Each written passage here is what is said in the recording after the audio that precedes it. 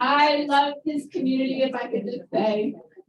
I said before, everybody's nice, everybody has a sense of humor. Everybody knows that we can't really prepare for everything, so we are happy with the good things that happen and we roll with the uncomfortable things that happen.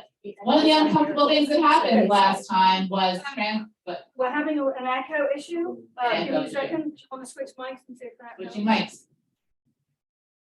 I couldn't remember this one.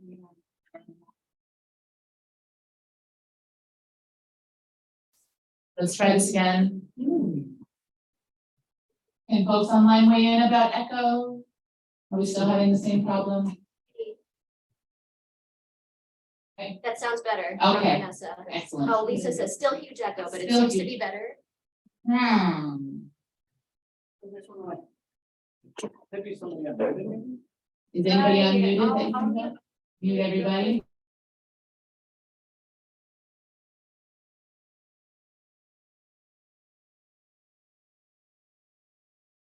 Yeah, we are right There we now. go. Unmuted Okay. now. All righty. Thank you for bearing with all of our technology issues. So one of the things that, as I was saying, one of the things it's hard to prepare for, it was harder in 2017, it's easier now, are the traffic issues and the emergency issues that we have lots to learn from and easier to prepare for. So that is this topic of our plenary right now. The official name is Transportation and Emergency Management for Communities in the Path and on Major Routes into the Path. Some of the biggest questions that those of us leading communities get have to do with this. So this will be an information-packed session. Our first speaker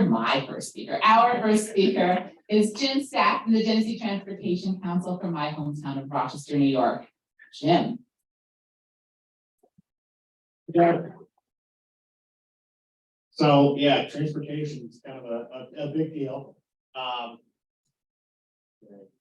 pushing the right button. It's not going. Oh. By now? There we go. So Genesee Transportation Council, we're in an interesting position. We don't own, operate, or maintain any transportation infrastructure.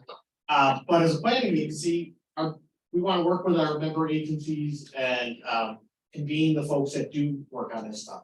And you might wonder, well, why does that matter? Well, every area of the country that's got 50,000 more people in a central city has an organization like GTC. It's called the Metropolitan Planning Organization.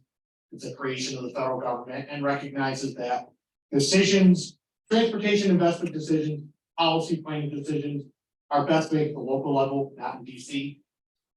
But I've sketched out on this map the 34 MPOs that are in the path of totality. And again, these are not the agencies that are running the traffic, they're not the highway departments, but they're working with them. And a few months ago, I reached out to say, hey, anybody doing anything with the Eclipse and you want to co-present at our national conference in September? A lot of them were like, oh, I didn't know about this. Thank you for telling me. That was a little disappointing because somebody on my staff went to a conference in 2018 and heard about the lessons learned from 2017 and said, ooh, there's a lot of traffic. Oh, it's coming to Rochester. Came back and told me. So at our agency, we've been in the fold since 2018, been working with Deb. What, 2019 we met, I think, or was it late 2018? It was 2018. Yeah, so we've been working at it and like everybody's doing that. Well, apparently not. So in Rochester, sunny Rochester, we're uniquely positioned in that we're the easternmost city in the path that has a planetarium and science center. So when you look at that eastern seaboard, the Boston to DC corridor, they're not in the path of totality. Our expectation is that's where we're going to be drawing people from.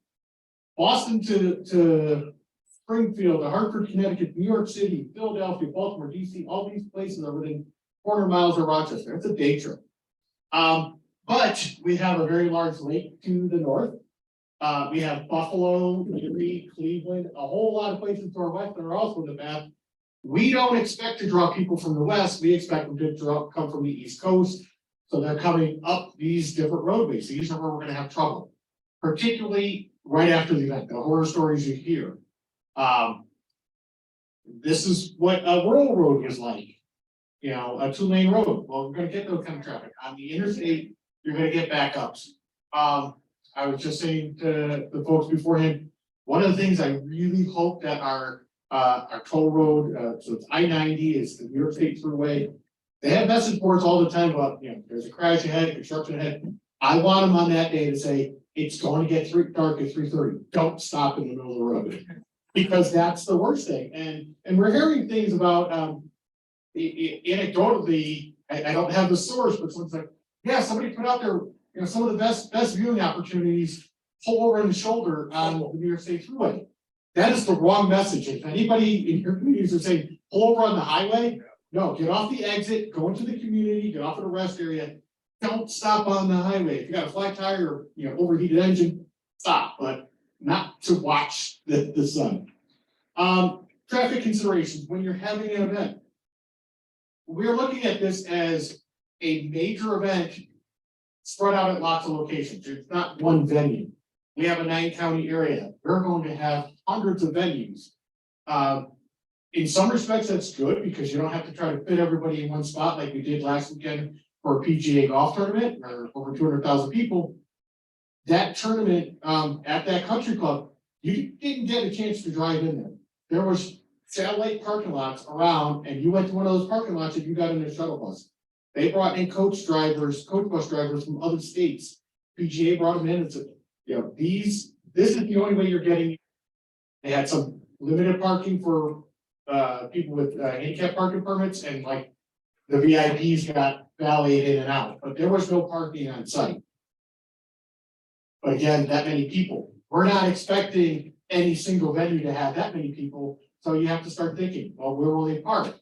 Do you want roads in here to be closed? Does it make sense in the small local roads? How do you plan for emergency services? We might have big crowds downtown, but ambulances, police, fire, they still need to get through. You want to create a lane? You want to pre-deploy resources so that, you know, they can respond. We had a meeting a few weeks ago with one of the ambulance companies, and we have the Erie Canal comes through our area, and there are bridges over the Erie Canal that sometimes have to be lifted so boats can go under. We have a community called Fairport. They do a lot of big events in communities right down on the canal. They take advantage of it, but the ambulance company said, you know, it could be tricky enough crossing that canal to respond to a call. Now we're going to add, you know, a couple thousand people here for an event. I'm going to have to pre-position an ambulance south of the canal and north of the canal to be able to respond. But they needed to be aware that this was even happening. And that's where we want to make sure, you know, from a transportation standpoint, it touches on every other sector. So raising that profile. But at the end of the day, routine travel still needs to be accommodated. People still have to get to jobs. People still have to get to appointments. Hopefully, like we heard this morning, you know, your routine appointments can be deferred. Buses still have to run. There's a lot of stuff that they can't stop. So routine travel still needs to be accommodated. One of the things that we're trying to do is map out and continue to work with Dave Schneiderman and the team at the Rochester Museum and Science Center. We'll call them sanctioned venues where there is an event that we know is happening at a community center, at the Museum and Science Center, at SUNY Brockport, the State University of New York at Brockport. And we want to know where these are, and what they're estimating for size. So particularly those in proximity to each other, we can understand the potential for overlapping traffic considerations. We also want to know, okay, where is it going to be in relation to large construction projects? There's some that we are unable to avoid having lane closures because they're just such major projects that take a couple years to get done. There's others that our state Department of Transportation has already said, hey, new projects, they're not starting before the eclipse. You know, you might want to normally be out there at April. Oh, that was strange. That would be my dean trying to get hold of me. We lost the clicker control. All right, give me a sec. There we go. So the traffic considerations, you know, what are you doing locally? Again, what are your venues being proximity to each other? You would do satellite parking with shuttles.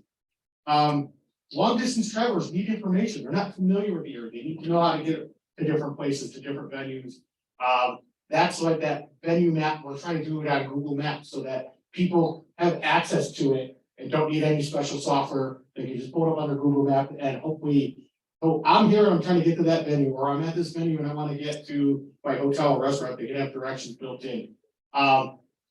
The on and off campus, this relates certainly to the college campus, they even like the Rochester Museum Science Center campus, they're expecting a 4-day festival. I think they're thinking 10 to 15,000 people on Monday. That's still their campus. And the thing is, you have towns, villages, cities, counties, state, many different people responsible for different roads and jurisdictions. So understanding, getting everybody at the table, making sure that the coordination is there. But one of the big things that we're trying to get people to understand is that don't wait for somebody at a higher level to tell you what's going to happen. Start doing it in your community, and when somebody from the state or the county comes knocking, like, all right, well, this is what we plan to do. Will that work? We know, for example, the state office of emergency management is working on stuff. But if you wait till their guidance comes out, you've taken away too much of your time. So we're thinking bottom up, not top down. And we're trying to get people to arrive early. We're trying to get them to stay late. One of the things we had the realization that, hey, that night is the NCAA men's basketball championship. What can we do with our hotels and bars and restaurants to put a package in it, keep people sticking around? And you know, this past year was really good for me. I was a University of Connecticut graduate, so glad to see they won. Give credit to Deb Ross.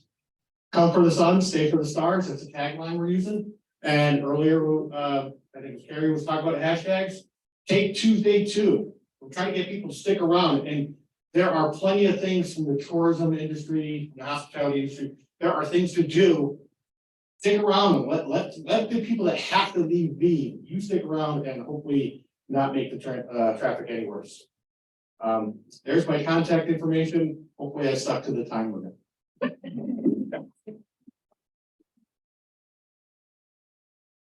Thank you so much, Jim. Okay, next up, we also have another talk from the Genesee Transportation Council. Lori Maher is going to be addressing something that's different that I haven't heard before in Eclipse planning, but which got everybody excited when she proposed. You know, when you're working within a community structure, particularly I understand in government, you've got people like sort of above you, and there's rule by committee, and there's people who are kind of who might prevent you from doing it. Rather, Lori is going to talk to us about what you can do even if you don't have whoever your entire group is on board yet. So I'm very excited to hear her talk. Lori. Well, thank you very much. Again, Lori Maher, Genesee Transportation Council, Rochester, New York. You know, most times, those of us who here is in government, not necessarily science, but more of just your community planner, government. Okay, good. I was hoping there'd be a handful. My message is for you folks and those online. I spent almost 20 years working for the State Department of Transportation in Rochester, and I know all about how when VIPs come to town, they have an advanced detail and somebody's in charge and you shall do this and we need this many assets, whatever it is. Yeah, that's not coming for this. And it's what I keep hearing from all these different presentations that I've attended. Answer. So just really quickly, Angela, can you advance? Is it not working? Oh, there we go. I don't know. So Jim kind of alluded to it, but you know, you can't wait for that try to be handed to you and just keep waiting. Or worst case, it does come and then it's not really as ideal as we would hope. So yeah, it doesn't come with a manual. I'm finding you have to create your own, but more importantly, use the resources that are out there. We are learning from each other, and there's such great information out there that we can learn from. But it doesn't do any good to have it on my computer in my desk. I really need to share that with others. And there's a lot of things we don't know for transportation planning, but we do know that people outside the path are going to get inside with the least path of least resistance. They don't care what the boundaries are. They don't care the counties. They don't care what kind of road it is. So we want to kind of keep that in mind. And a couple of things that I encourage you, I give you permission if you want it or need it. Go the other way. And just really quick, because they have other great presenters here today, is it's a couple of things about educating yourself, using your network, and just acting. Just go ahead and do it. Just educate yourself, open your mind. It's okay to think about topics that we are not used to. It's okay to talk to our other people. We can look at websites. It's okay to look at greatamericaneclipse.com on work time. It's totally fine. Those types of things that it's okay to follow different social media posts and learn about this. It's okay to something else. Just to attend some author talks, to read some books, that's sign up for email lists. There's a lot of things that you can do and encourage your colleagues to do the same. Use your network. My boss, when I first started out of college, told me that, and working for an engineering agency, I'm not an engineer. He goes, you don't need to be an engineer. You have a network of people. So find who you need. And I carry that 3-word phrase with me everywhere. And it's so true with this. So be sure to introduce yourself. Meet up with people that have similar interests.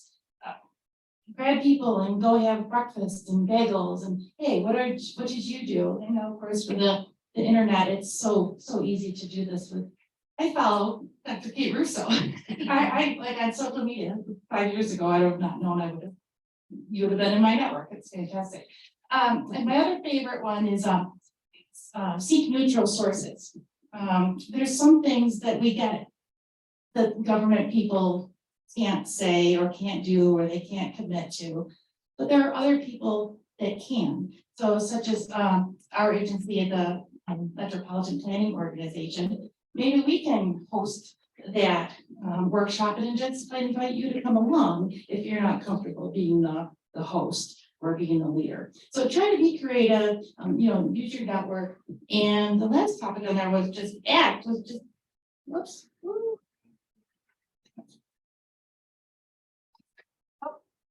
Okay, just go to slide 3. Just really, start, joining things, just jump in, don't wait to be told. Lots of times people are worried about, oh, I'm gonna step on someone's toes and, oh, maybe they're already doing that. That has reassured that with us that, no, we're working together and it's such a bigger thing about science education and, having a good story at the end and not being part of the tragic horror stories that we talked about. Start creating things, create some social media posts, create some graphics. It's easy. Convey your findings. It's okay to find an article with TR News, Jonathan Upchurch. It was wonderful. Laminate that sucker, take it everywhere you go and share it with folks. There's so many wonderful resources. So with that, just encourage everyone to just follow their instincts. If you feel something could be done or should be talked about, don't wait for someone to come down with a trident and say, here, or you go ahead. They're gonna just go for it and make the best out of it, out of what you know in your heart.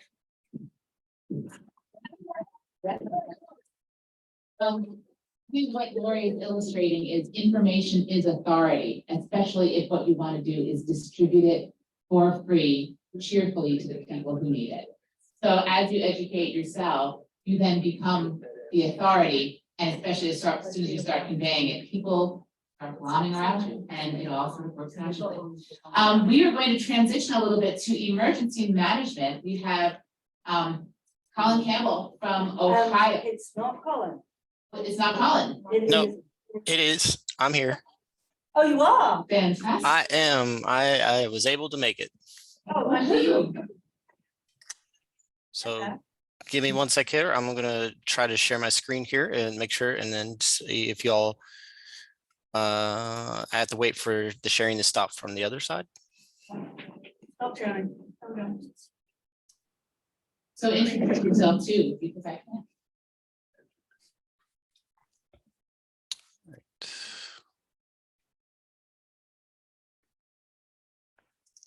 All right. Let me know when y'all can see that.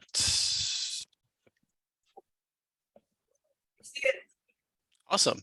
All right. Well, good afternoon. My name is Colin Campbell. I'm a planner with the Ohio Emergency Management Agency. I am the lead planner for the Ohio Eclipse Planning Task Force from Ohio EMA.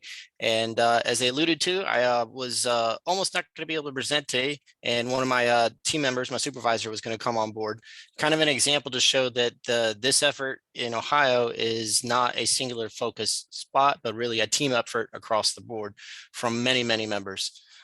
So really, I want to highlight how, from the state perspective, emergency management, all the things that Mark and Lori had talked about, how we're trying to implement, and the why. I'm a big proponent of the so what.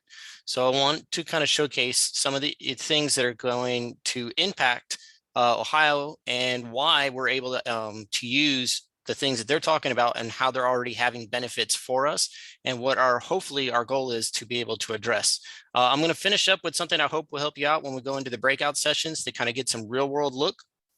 I'm going to finish, if time allows, with a video excerpt from the 2017 news broadcast right after the eclipse concluded, to kind of give you an immediate measure of what it looked like when it ended and how that impacted the roads and how much of a highlight that is going to be after this amazing event. So right off the back, Ohio, we took into consideration when we started planning efforts in 2021 because of numbers like this. In 2017, 12 million people versus 32 million people. That's just people along the path. And the reason why some of this is important is because when we go to talk to our partners, when we go to talk to other state agencies and people who are going to be responsible for responding to this both locally and at the state level, this is an important thing to point out that, this is happening, and these are the numbers, people who are going to be impacted by this event. So when we take a look at Ohio, we talked about the same things that were already occurring in some of the other areas that the population influx that is going to occur from this. But how is that population influx going to affect Ohio? Well, 55 counties lie within the totality line, with either within the totality area or adjacent to it, which is part of the county in there. That still takes a good chunk of 55 out of our 88 counties that are going to be impacted by totality.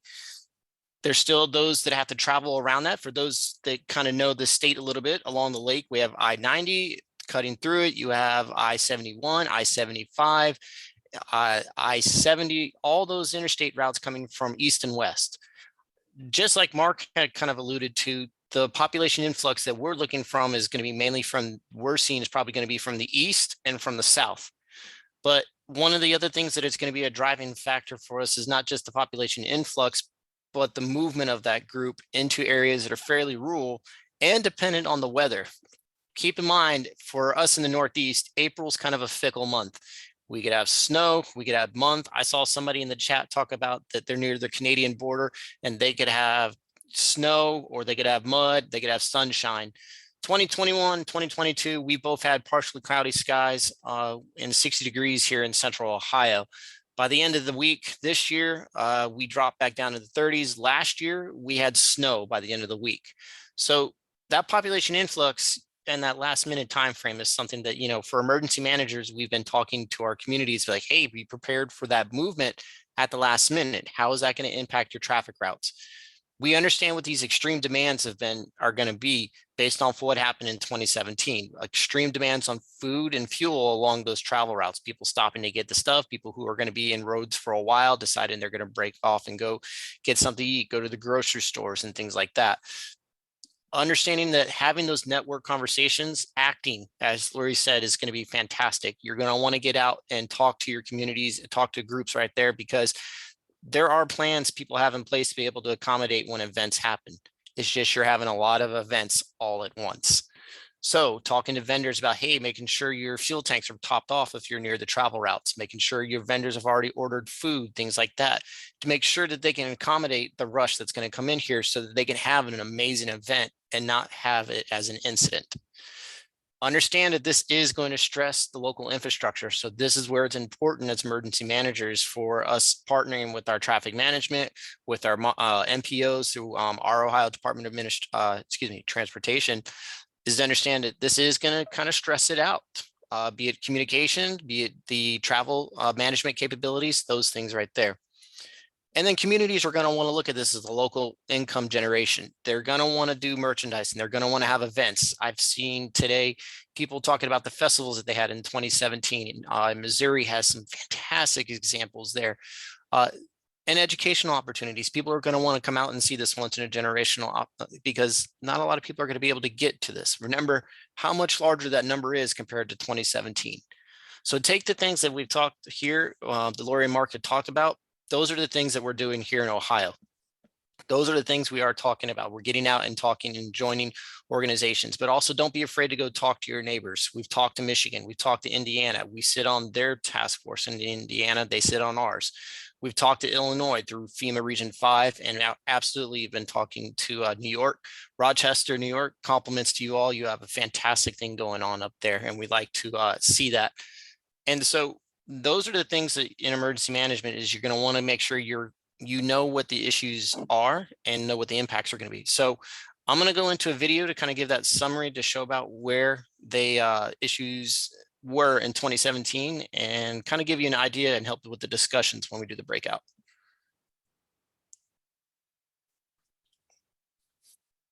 We are here in Charleston where we witnessed that once in a lifetime Can y'all hear it? cosmic event along with millions of Americans today, the total solar eclipse. The first seen coast to coast across America in nearly a century. This NASA satellite image showing the shadow of the moon moving across the country. And down here, millions drawn together to take in the breathtaking view from Oregon to the Adler Planetarium in Chicago to Times Square in New York City. Tonight, the massive traffic as millions now try to make their way home. Our team across the entire country today, and ABC's senior national correspondent Matt Gutman leading us off. After so much anticipation, it arrived right on schedule. The celestial matinee turning night today in Lincoln City, Oregon, the first stop for totality. Oh my, it is just absolutely spectacular. Look how dark it is, how quiet it is. The air is still. This is like being in the eye of a hurricane. Next up, the place known as Solar City. I'm almost speechless. The crowd here is absolutely ecstatic. I'm going to have our cameraman, Glenn, turn down the lights so you actually get a sense of how, turn it off, Glenn. Let's see how dark it really is.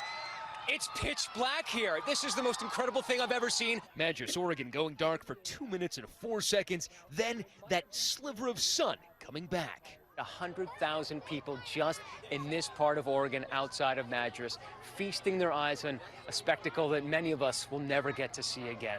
The shadow marching eastward, averaging 1,800 miles an hour, reaching a place known as Carhenge in Alliance, Nebraska.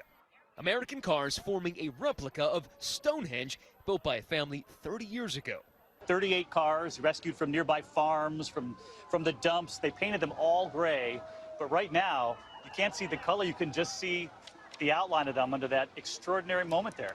The spectacle landing in city after city, including the so-called capital of the eclipse, Carbondale, Illinois. But Carbondale, which should have had 2 minutes and 41 seconds of darkness, was darkened by something else.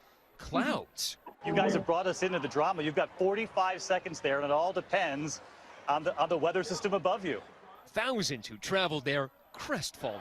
They're looking up because this might be the only and best shot of it they get. But then, with just seconds left, the clouds part. There it is. There it is. What an extraordinary gift right there in the last final few seconds. In Kelly, Kentucky, something else emerges in the sky. And we can see Venus at this point here in Kelly, Kentucky. I love the fact that you can see Venus. Even the president stepping out of the White House to watch. Finally, the last major stop for the Great American Eclipse, Charleston, South Carolina. The clouds cooperating.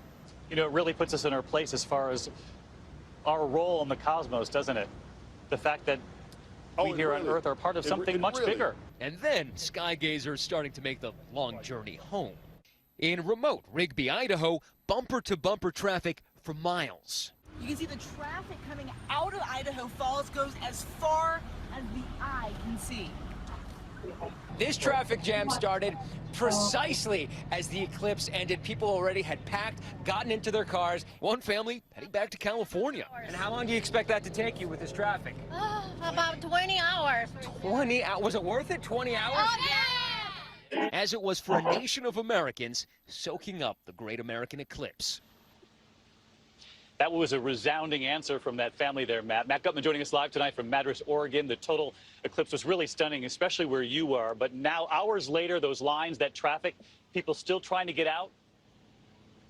That's right, David. Early we saw the Great American Eclipse, but this afternoon we got to see the Great American Escape. And tonight, broad swaths of the Northwest in gridlock. In fact, it took people over 3 hours just to get out of the parking lot here in Solarfest. And I asked one motorist, was it worth it? She responded, it was totality worth it. Got to have a sense of humor. David. We get it, Matt. The Great American Eclipse and now the Great Totality. Trip. All right. So they did a great job covering it. So what you can see there, and I hope you picked up on a couple of things when you're looking at that. One of the things that I really like to highlight when I use that video is to showcase traffic management out of the parking lot. What did you all notice there? That wasn't law enforcement that was there. Keep in mind, things like local law enforcement and state law enforcement will be very limited in what they can do. Your volunteer organizations and having conversations very early with them to be able to start getting that will be important, because they can manage that to get them out to the roadways. Your law enforcement and communities will be needed to manage that wherever they can get the traffic. Are they going to be needed for those responsibilities? So what you're seeing on the screen right now, is from the National Operations Center of Excellence, a model that showed what traffic looked like heading into the eclipse and then the rush when it came out in 2017. Right now, when you take a look at that, that line is heading back to the major urban area, Chicago area. At one point in time, that line is almost 1/3 the length of the state of Illinois. So we want to understand that these are going to be the traffic issues that we're going to face in 2024, mirroring what we saw in 2017 along the major metropolitan areas. That earlier in this segment, we saw the MPOs that showed like Ohio. Ohio has a ton of the MPO sections, and those are major concerns for this traffic issues here because of the fact how interconnected we are to the states around us when it comes to traffic. So make sure you're taking into account those, work with your different organizations, work with the traffic authorities in your area to come up with a unified plan, because you are going to have these issues like what you see here for community planning, the population surge. You're going to need help with crowd management, increased roadway hazards and staffing needs, and ensure you're remembering the cost. Ohio's already been talking about cost assessment and has moved forward with certain things like trying to put stuff into next year's budget to make sure we can try to assist with some of these costs that communities are going to incur. Again, route planning, especially towards the egress, when everybody leaves around 3:15, 3:20, or depending on where you are along the route, or excuse me, the eclipse path will be when you'll see a large rush of people going out there. So just like I heard earlier, some of the other mottos out there, come early, stay late is what we're going with in Ohio. We want people to enjoy what we have here in the Buckeye State, and we want them to be able to enjoy it safely. And the longer they stay here, the more they can invest in our communities and not have to have that mad rush on the road. Keep in mind also that longer traffic routes, people going on there, the time of day when that is going to impact folks. Those are things you can relay to your community to help you with buy-in from people with policyholders with authority to help them get on board with your plans. And remember, a lot of the plans should be really centered around the health and safety welfare. So I'm not really going to touch on this one right here. If you have questions for me, I have my email in here, but just as an example, some state efforts from Ohio's level, we did inform an eclipse planning task force that includes locals and our response efforts, along with our subject matter experts from NASA and our higher education from the astronomy departments. We developed our state plans and we've been exercising that plans, and we opened those exercises up to our planning partners from adjacent states. Indiana and New York have both were able to observe our last tabletop, and the invites out there for the next one, because again, information sharing is going to be key here. And again, we continue to prepare guidance documents and things to help our communities, be it templates, which again, thank you to Missouri. Those have been fantastic and well received. And we've centralized our information on our State Eclipse website. And I encourage you all to do the same. If you have abilities to set up web pages, put as much information as you can in there. Use the systems and tools that are out there to be able to kind of share that information so people aren't searching, so that you can guide their narrative a little bit, so you can see where people are going to go, see the trends, and understand where there is going to be the impacts so that you can plan accordingly for that. And with that, I hope you all get a chance to check out eclipseohio.gov. Plug there for that. And my email is here. If you have questions, I'll be here, and I'll see you all in the breakout session. Thank you.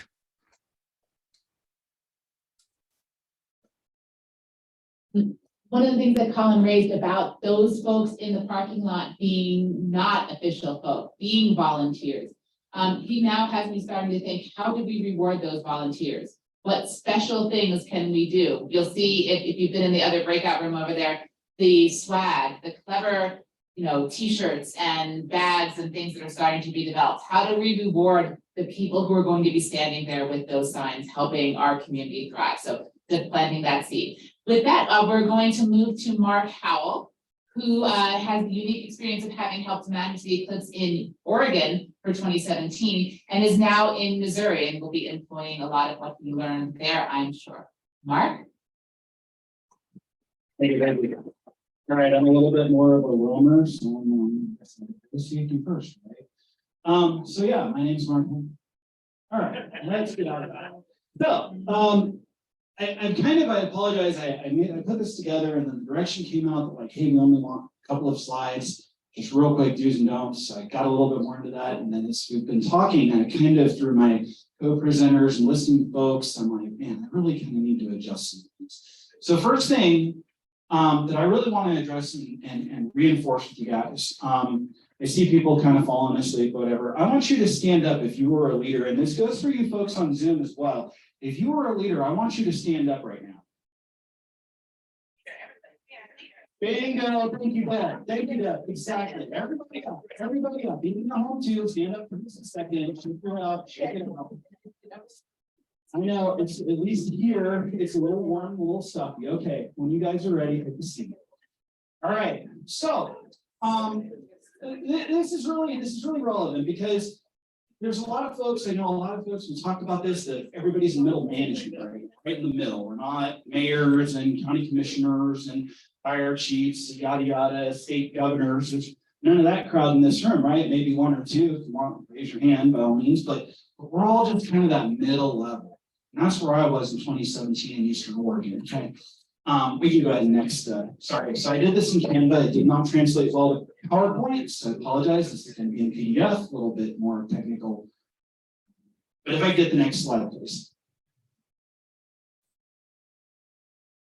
Yeah, just next. There you go. All right, so who is this guy? Really quickly, you guys can all read for yourselves. So basically, I am 44. I started in public safety at 18 straight out of high school as police department, et cetera. Everybody else has got really pretty pictures of their face front and center. I don't have a pretty face, so there you go. There's my back.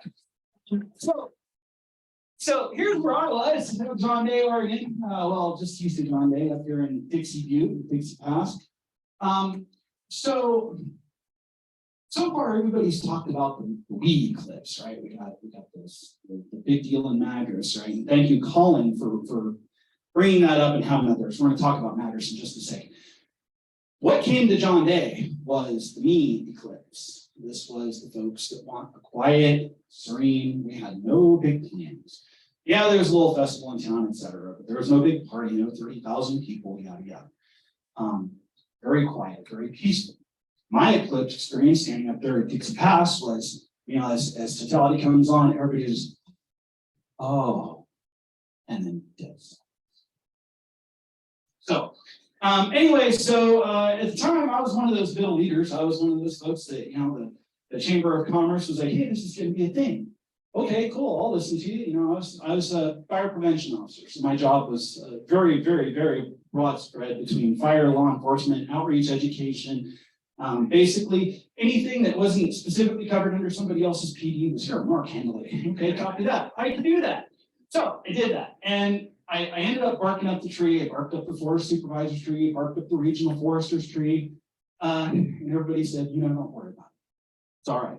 It's going to be a little thing. We're not having big events, yada, yada. Weeds and trees, bro. Weeds and trees. The forest does weeds and trees.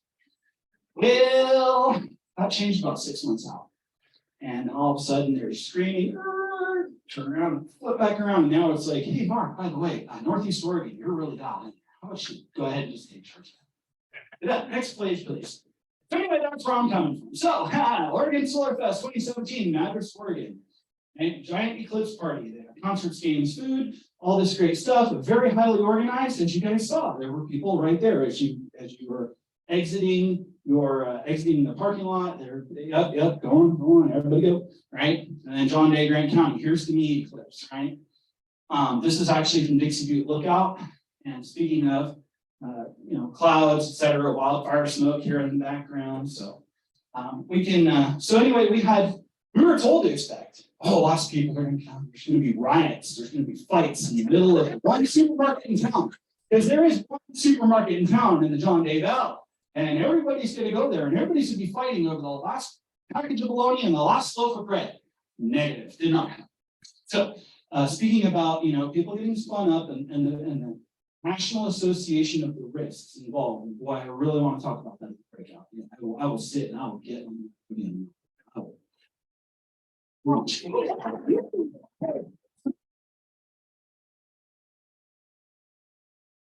Making an impact. Moving on, next slide, please. All right, so large events, right? These are the we events. Right? So I kind of did a little bit of a SWOT analysis minus the O and T, especially since we don't have a whole lot of time. So they're going to be better organized. 99% of the time, they're going to be better organized, right? You're going to hire a professional. There's going to be companies involved. There's going to be security, staffing, probably medical trained folks and aid station setup, et cetera, right? These folks are going to have vendors, which are going to provide food and water, right? So folks here's the thing about this. The folks that are, flip side of this, for every strength, there's a weakness. So you got a lot of people come to one place, right? What does that cause? Traffic. Right? How is your ingress and egress plan and mapped? Is there good ingress and egress? Are we way out here in the back roads of nowhere, Oregon, where it's a bumpy 2-track, or are we right off a major highway? These are things to think of. So yes, we have vendors, et cetera. But hey, if you're going to a shindig with vendors, are you going to bring your own food? Not as likely, right? You're going to have to go buy it. So, long story short, you guys know. So, Symbiosis Gathering, Big Summit Prairie, and our Mitchell Oregon. So this is kind of splitting the difference between Madison and John Day. But 30,000 people. The thing with these two events, with the Solar Fest and the Big Summit Prairie, the Symbiosis Gathering, is they were very well marketed. So when we talk about your tourism folks, your Chamber of Commerce folks, these places had websites, they had hashtag campaigns, they had all sorts of outreach, and so they brought in a lot of people. So what do you do about it, right? You're a leader in public safety of some sort, or hey, you're taking this back to your leaders in public safety. What do you do about it? Meet with the organizers. And what I would recommend is you grab a senior officer out of your police department, senior deputy out of your sheriff's department, engineer or captain out of your fire department. There's folks that actually are going to be on the ground working. They're actually going to be responding to incidents. Put those folks in touch with these event planners and say, hey, we embed this person with you. Can you work with them? And they can indeed help the event planners make better safety, security plans, et cetera. And on the flip side, this person who has been involved with this planning process with the event planners now has all the inside knowledge. They've been there, they've seen the place, they've got it all figured out, they've got a map inside their head, and they're like, okay, I know where this is, where everything else is. And they go and they make their own internal plan that then gets propagated to ambulance, sheriff's department, fire, highway patrol. And you put a copy of a map and a plan, real quick, real simple. It doesn't have to be a long document, a couple pages. But what you need to know, who your points of contact are, et cetera, et cetera. Put those, and I want every single one in every patrol car, every ambulance, every fire engine should have a copy of that for every major event. So as you're rolling to an incident, beep, beep, beep, vegetation fire, you got it, right? So at that point, that company officer, that LEO can pull out that little flip book of info and be like, okay, I know where I'm going, I know what's going on, I know who to talk to, okay? Like I said, circulate surrounding resources through the area as well. And then this is one that we did in John Day. Actually, it was we stood up an incident management team. We had the Rainbow Family of Living Light National Gathering immediately prior. For those not familiar with the Rainbow Family, that is essentially about 30,000 people come to the national forest. They pick a different forest every year. They come and they take over about a couple square miles of camp for about a month and a half. So we were already, and they had chosen the Maher National Forest, Blue Mountain Ranger District for that. Guess who was the fire prevention officer of Blue Mountain Ranger District? This guy right here. So next slide here. So what happened out of that was we stood up an incident management team, actually a law enforcement incident management team. Law enforcement and fire met up. We stood up a management team, put rainbows, and then we just basically kind of rolled that over into the Eclipse. Okay, so small event and remote location considerations. John Day fossil beds, that's a pounding in it. I don't think that was actually, if it was on totality, it was like right on the northern edge. But I'll make a joke before I get you laughing again. So if the middle of nowhere had a middle of nowhere, Claremont was in the middle of that middle of the middle of nowhere. So very, very remote. Here's the thing with those small events and rural locations. That's what I really want to talk about. I'm gonna harp on this breakout. It's just rural. So you don't have as many people coming into one specific location. That's great for your traffic management, right? But what's the flip side of that? Now they're spread all over the place. You have no idea who's what and where, right? Large events planning. It's advertised. You know where that works. All these people just hanging out in the woods. You have no clue. So, how do you do that? Intelligence, right? Get out, like I said in the previous breakout, I was out there driving. I was out there driving a lot. Say I probably put 3,000 miles on my rig in probably about a month and a half leading up to the eclipse of just driving around. Where are people camping? Where are people going to eat? Where are they doing? What are they doing? Downsides also is, in rural communities, right? You don't have a lot of cops, don't have a lot of firefighters, don't have a lot of EMTs. So those folks, you hang on to those folks. Those folks are your goal. You need force multipliers.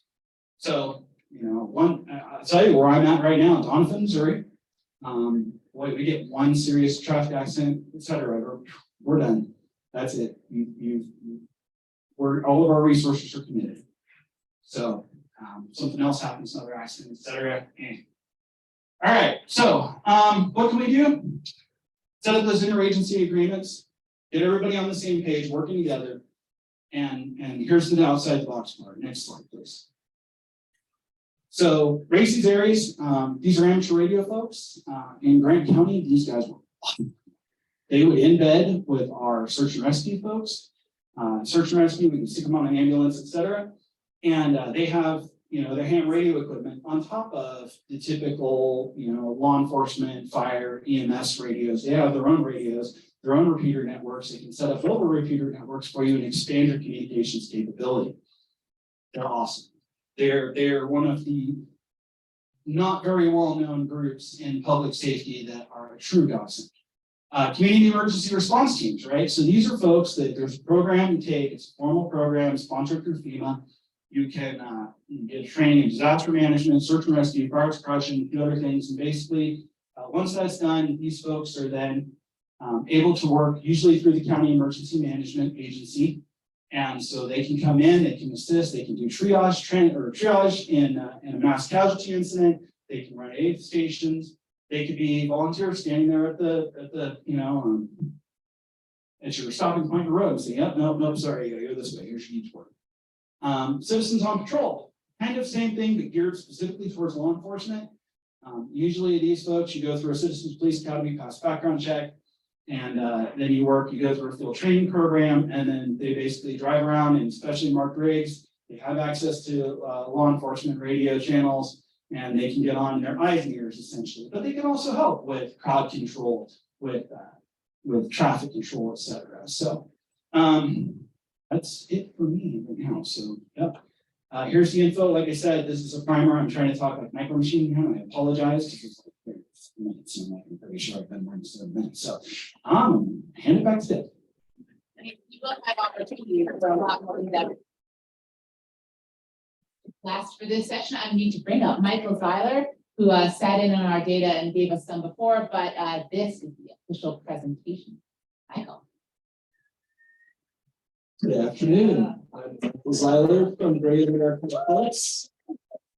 Thank you. I operate the website together with my wife, Colin, here in the front row. Feel free to approach us throughout this conference. We're friendly and we'll help you out. Okay, so what I'm going to talk about is, and I'll be pretty quick about this, is I'm going to talk about a simple model that I developed to predict eclipse visitation and where traffic issues might arise. As a wise person said once, all models are wrong, but some are useful. So hopefully this is a useful one, and intentionally I built some wiggle room into this model, and the wiggle room is based on the fact that there's some intangibles that are very difficult to model. For example, weather may be good in one region and not so good in another. There may be special events that draw people, and it's really hard to model all of the various factors that may influence eclipse visitation. But I gave it a go, and I began with a thought experiment, and my thought experiment was before the 2017 eclipse. I thought to myself, what was the likelihood that somebody in Boulder, Colorado would go drive up to Wyoming to the center line of the eclipse? And Boulder, Colorado is a 200-mile drive along I-25 to the center of the eclipse. And I thought about it, and I came up with a guesstimate, and my guesstimate was that between one half of 1% and 2% of the population of Boulder would be moved to drive up for the eclipse. And so my model is based on two assumptions. First, it's based on what is the likelihood that somebody in a given location would drive. And I added a decay model to that. And what I did was, for 200 miles, it was those fractions that I just gave you. And then I halved those numbers for 400 miles drive distance, and then halved it again for 800 miles drive distance, because obviously the closer you are, the more likely you would drive. And the second assumption that I made was that you would drive the shortest path to the eclipse. I know that some people may drive a little, not quite the shortest, but on average, it all averages out, I think. So this is a map that I call a drive shed map. And just as water accumulates from streams to small rivers to large rivers, this shows the shortest driving distance from every county seat in the nation and the shortest path. And those circles along the path, this is from those circles accumulate those visitation, and the largest circles are where I expect the largest visitation. Next. I don't have the, oh, here it is. Okay, all right, so these are the results from 2017. I won't dwell on this, but I'll just point out a couple of facts. After the eclipse, I surveyed a lot of the reports of eclipse visitation to give myself a grade and see how I did. I actually did pretty good. I only had one failure, and the failure was in Wyoming, where the visitation far exceeded my expectation. An interesting fact of Wyoming is that a state with a population of 500,000 people drew an astounding sum of 1 million visitors. So think of that, the population of Wyoming tripled on eclipse day. That's unprecedented. I can't think of any other historical event where something like that has taken place, and it took place all across the country, and it was like 20 Super Bowls simultaneously across the country. So that's the impact of the eclipse. All right, so quickly, I used detailed census data and GIS data. For those who don't know, I have no transportation expertise per se, but I am an expert in geographic information systems, and I know how to wrangle geographic data. So I took the census data and I developed this map. You'll see that Texas has 12 million people who already live inside the path. All they need to do is step outside their porch and they'll see the most glorious sight of their lives. After Texas, the other states that are quite populous are Illinois, Indiana, Ohio, and New York, upstate New York. Now, these are the people who already live inside the path. Another remarkable fact about the 2024 eclipse is the proximity of major population centers to the eclipse path. A sum of 31 million people already live inside the path. But if you look at these numbers, and these are 100-mile bands, except they go to 200-mile bands further out. But you'll see, looking at this, that you can make the definitive statement that half the population of the United States is within 250 miles of the path of the eclipse. So think about the impact of that. It's so accessible to many, unlike the 2017 eclipse, which passed through some population centers, but not quite like this. Look at the eastern seaboard. The major cities from Boston all the way down to Philadelphia, those are all within 200 or 250 miles of the eclipse. So it's going to be much more impactful than the 2017 eclipse. Another factor that's going to provide more visitation is the recent memory of the 2017 eclipse. There was a buzz among the population. So many people either saw the eclipse or heard about the eclipse from the people who saw it. So that's another factor that will drive visitation. Okay, so these are my applying the same model I had in 2017. These are the number of visitors that I expect. And if you want to do an economic impact, the various economic models that I've seen estimate that something on the order of each eclipse visitor brings something on the order of between $200 and $300 of economic impact to that state.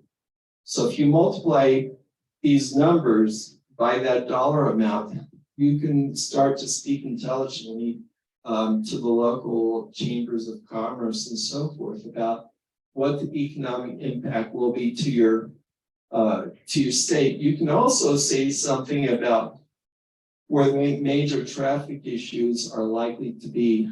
Again, as I said earlier, the yellow circles in the path are proportional to the expected visitation. If you go on my website, you'll see that we have both national pages and pages, state-by-state pages.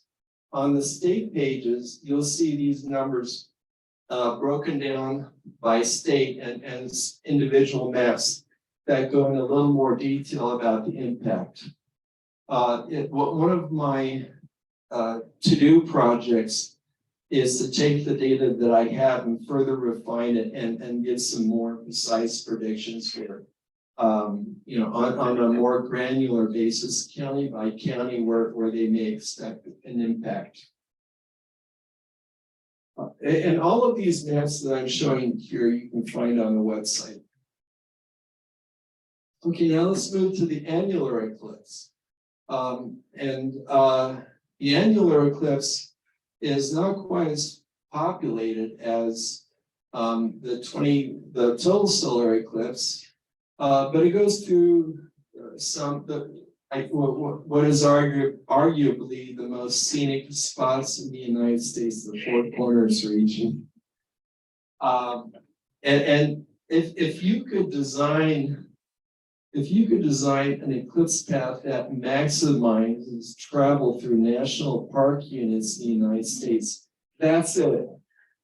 I made a map that I will show tomorrow that identifies every national park, national monument, a national recreation area, and so forth.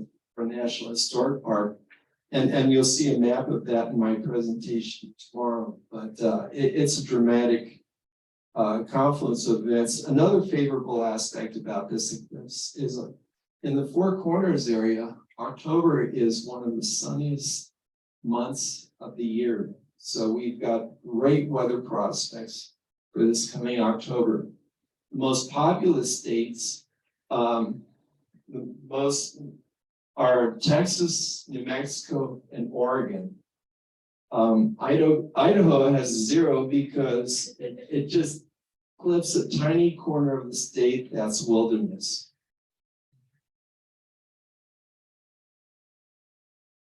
Okay, and then these are the number of people that within. Now earlier I said that half the population is within 250 miles of the total solar eclipse. It's a bit broader for this eclipse. It would be more like 700 miles or so to reach half the population. And this is my drive shed map for the annular eclipse. And what I did was I took my same model, but I adjusted it, and I adjusted it based on the simple fact that, in my estimation, people are more likely to drive long distances to see a total eclipse than an annular eclipse. That's natural. So I adjusted my numbers for my expectation, and my expectation was I looked at the relative numbers on our website. We have a popular page for the 2024 eclipse and a popular page for the 2023 eclipse. But we get about 4 times as much traffic, web traffic, on the 2024 eclipse. So I use that factor to weigh the numbers below.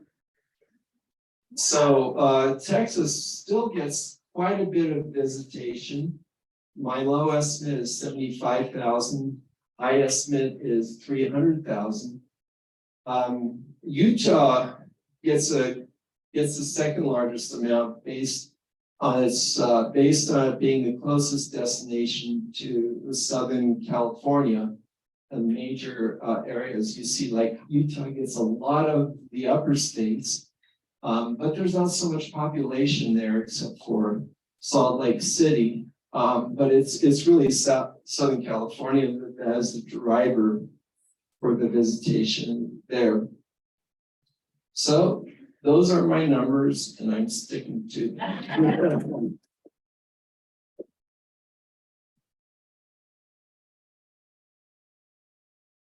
So a little bit of a sort of announcement.